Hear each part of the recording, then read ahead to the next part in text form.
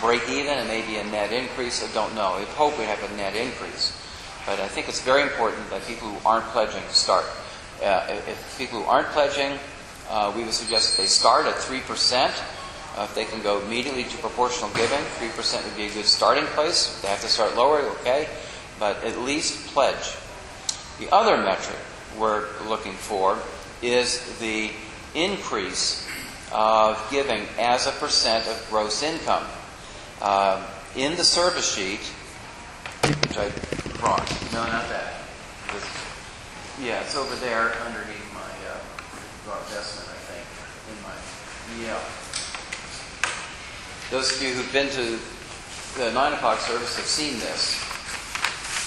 The 11 o'clock, you will see this. There's a chart in the service sheet. It's like this. It's very simple. It's a way of getting an approximate number for proportional giving.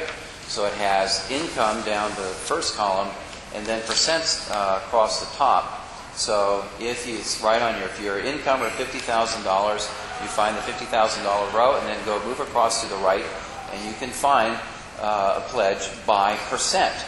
So that a 5% pledge on $50,000 income is $2,500. You can use this chart if you're not mathematically inclined. So we're looking for people to use this chart or use their own calculator, and to put it in very simple terms, to move from whatever column they're in now, if it's 3%, to move over one column to 4%, to increase their giving by 1% of their gross income. Admittedly, if you're now giving 1% and you move to 2%, you're doubling your pledge, which is significant. And we would hope that wherever you are, you can increase that 1%. So far, I have asked the Vestry and Stewardship Committee to give me not their pledge amount, but their increase. What is their percent increase? I don't want another pledge. But are they able to respond to this challenge? And I've had, in the last 3 or 4 days, I think 8 people who are on the Vestry and Stewardship Committee tell me they are increasing their pledge by 1%. There was one person who was at 0.5%, and there was one person who was slightly over 1%. If we can average 1%, the numbers are huge, and that's what this sheet is about. This is pretty stunning information, I think. If St. George's receives just 18 new pledges in 2010, and that's going to be net increase. I realize that's optimistic, but we'll stick with it for the time being. 18 new pledges. And if the average current pledge increases by just 1% of gross income, their results would be significant. And here they are. We would have 196 pledges against 178 we have now. The average pledge for the current pledgers, as they increase, would come to 3,431. And as a percent of gross income, they would be moving from 2.81% to 3.81%. And the average pledge for new pledges, I was suggesting 3%, which would be worth an average of $2,700, which is above our current average, which would be pretty stunning. Total pledge funds would be $659,370, which is a $208,000 increase. Imagine this church having $200,000 new dollars in the budget. Wow! I could have an assistant. Yay! That would be huge.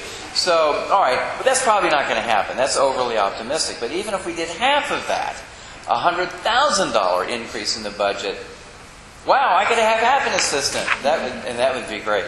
So, when you look at it in those terms, the leverage that is possible is significant. Each person just increasing 1% gives us these kinds of results. Scott, add a comment.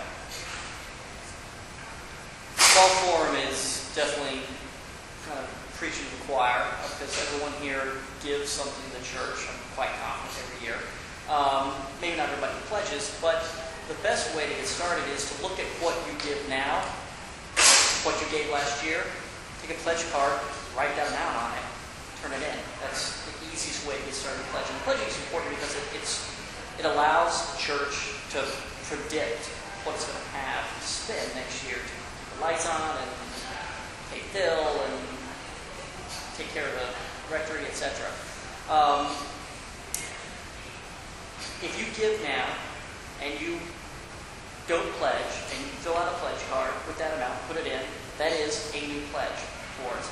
And that helps us get to our metric of increase the number of pledgers.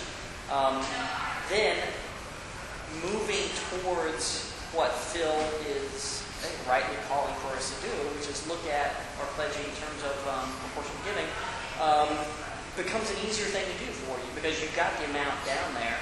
You can look on Phil's very helpful chart and say, okay, look, this is, I'm this, I make this, I'm giving this. Where's that, line up? Unless you get on a little bit of a glide path to be where you want to be. My wife and I practice proportional giving, and it's a no-brainer way to think about this, just on the practical side. But we're one of the things we're rightly doing, which Bill has, I think, done a really good job of challenging us to do this year, is to not exclusively look at this through kind of the lens of the brass tacks, but to make sure that our approach to stewardship is grounded in giving and understanding that stewardship is returning to God what He first gave us, and that is a worshipful act, just as everything we do here and everything we do when we take our Christianity and leave the building. As somebody who's been in the stewardship committee for 3 years, and Paul has been very helpful with that, Rebecca's been helpful with that, Bob Clark has been very helpful with that. We have a small but active committee looking to grow it. Anybody wants to join, talk to me afterwards. But one of the things that I think we're doing better this year is challenging ourselves to look at stewardship as a worshipful act. And then we're trying to make that part of what we communicate to folks. And so I appreciate you for helping us kind of look through it through that lens, and I think it proved to be effective. And I appreciate you kind of pushing us that way. Sure. What we want to do is take comments and questions. This is intended to be a dialogue. We talk to each other, or you talk to each other, and we talk to you, and you talk to us. So, comments and questions about stewardship and even the budget process, which I haven't discussed. Yes, Rick?